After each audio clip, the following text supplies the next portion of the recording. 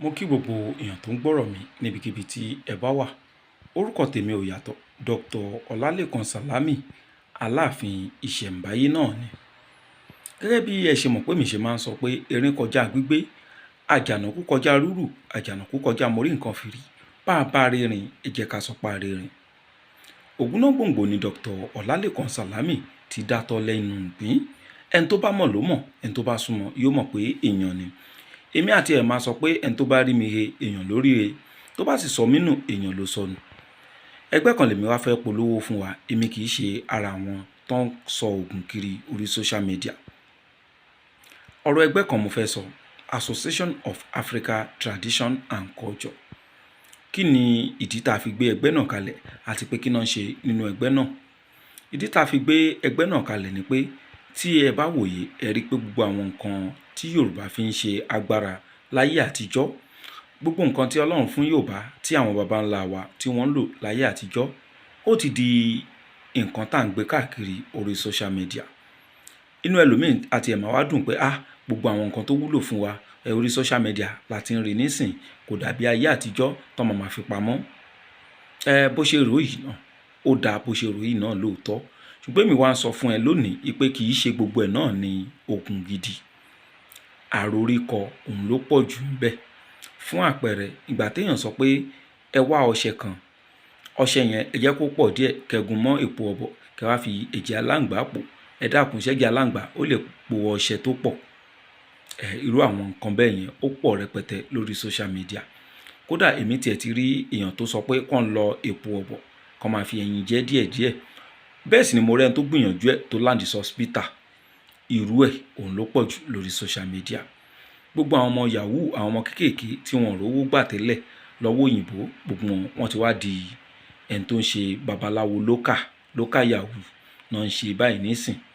Ọ̀pọ̀lọpọ̀ wọn náà wọ́n darapọ̀ mọ́ àwọn gúrùpù orí social media wípé bóyá àwọn á rí ẹni tí ó ràn wọ́n lọ́wọ́ táwọn ó rówó gbà lọ́wọ́ òyìnbó. Wọ́n wá rí pé ọwọ́ oníjìbìtì làwọn ń kó sí. Àwọn náà wá wò pé ṣé jìbìtì ni àjọṣe ni. Àwọn náà wá bẹ̀rẹ̀ sí ní kọ àwọn iṣẹ́ tán rí pé àwọn èèyàn ń post lórí social media. Wọ́n wá bẹ̀rẹ̀ sí ní kọ sílẹ̀. Ìgbà tíṣẹ́ yẹn pọ̀ dáadáa, àwọn náà bá láwọn náà ti di babaláwo. Òun ló pọ̀ jù nínú àwọn tẹ̀rí tó ń ṣe fídíò káàkiri. Ẹnìkan tiẹ̀ sọ fún mi pé ọmọ kan mo ẹ̀ṣẹ̀ pàdé ẹ̀ ní babaláwo ni. Mo ní babaláwo, post ẹ̀ kan ẹ gbé wá kí n rí. Ìgbà tó máa gbé post ọmọ náà wá, ó sọ iṣẹ́ kan, ó ní ẹ máa wá àkùkọ, ẹ wá mú yangan. Mo wá sọ fún pé ṣé babaláwo ni ò lè po àkùkọ àti yangan? Ẹ má kó sọ́wọ́ 419.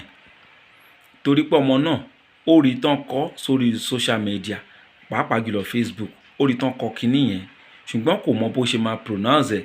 Ẹ mọ̀ pé tẹ́ bá rí àkùkọ àti àkùkọ, ṣebí pronunciation same spelling ni, pronunciation ló yàtọ̀. Òun ò mọ̀ pé àkùkọ adìyẹ náà ń sọ.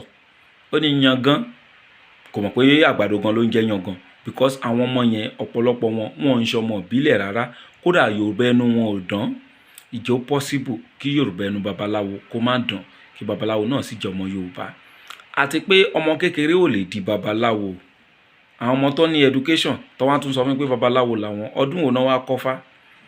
Ifá tẹ́lòmíì fi 18 years kọ́, tó sì jẹ́ pọ́mọ ẹ̀kọ́fá náà ló sì jẹ́, tí ò tí ì yege. Ìyẹn ni ọmọ 25 years ló wá sọ pé babaláwo lòun, ìwọ náà dẹ́ gbà. Ọmọ 30 years ń sọ pé babaláwo lòun, kò tí ẹ sọ pé ọmọ ẹ̀kọ́fá lòun, ó ní babaláwo lòun. Wọ́n ti ẹ̀ kí ń claim oníṣègùn, gbà tí àwọn gan ò mọ̀ yàtọ̀ nínú oníṣègùn àti babaláwo. Àmọ́ ẹ̀yin èèyàn tẹ́ ń wá ògùn àwúfù kiri, ẹ̀yin ni mo rí bá wí. Nǹkan dáadáa kì í jọ́fẹ̀. Nǹkan dáadáa kì í jọ́fẹ̀. Ìyẹn ni Dr. Lékan Sàlámì ṣe máa ń sọ pé ẹ wá darapọ̀ mẹ́gbẹ́ àbí kẹ́ máa ran ẹgbẹ́ wa lọ́wọ́. Sacrifice kan gbọ́dọ̀ wà tí èèyàn náà máa ṣe níbi tó bá ti ń rí nǹkan dáadáa. Ṣùgbọ́n tó bá ti di pé kò nídìí kẹ́ ṣe kankan, kẹ́kan wò ó ní jìbìtì ni ó máa ń sábà bá wá. Ọ̀pọ̀lọpọ̀ àwọn pé jìbìtì báwo, kí ló kẹ̀mí àti wọn, gbà tí mi ò ní pe nọ́mbà wọn. Ọ̀pọ̀lọpọ̀ tán lù ní jìbìtì náà, irú èrò tí wọ́n náà nílò òun náà ní.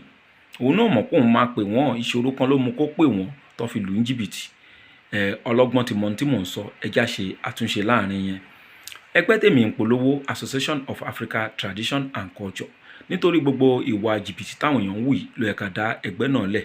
Tó bá yẹ pé ìwọ o fẹ́ darapọ̀ mọ́ ẹgbẹ́ náà, àyè wà.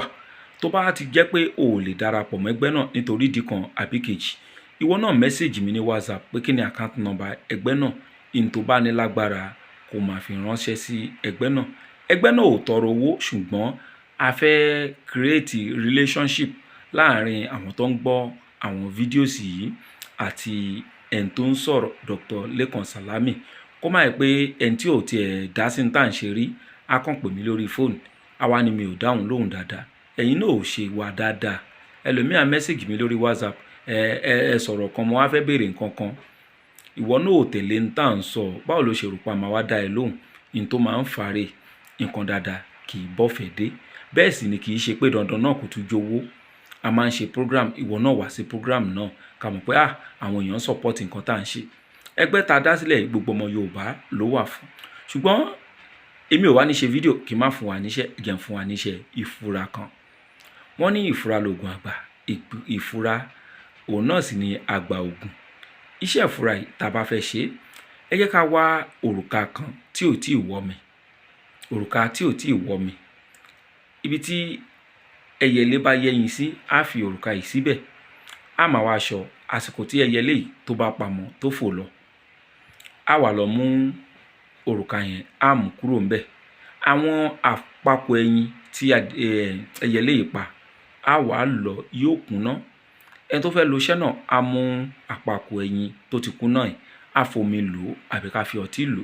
Á wà máa fi òrùka sọ́wọ́.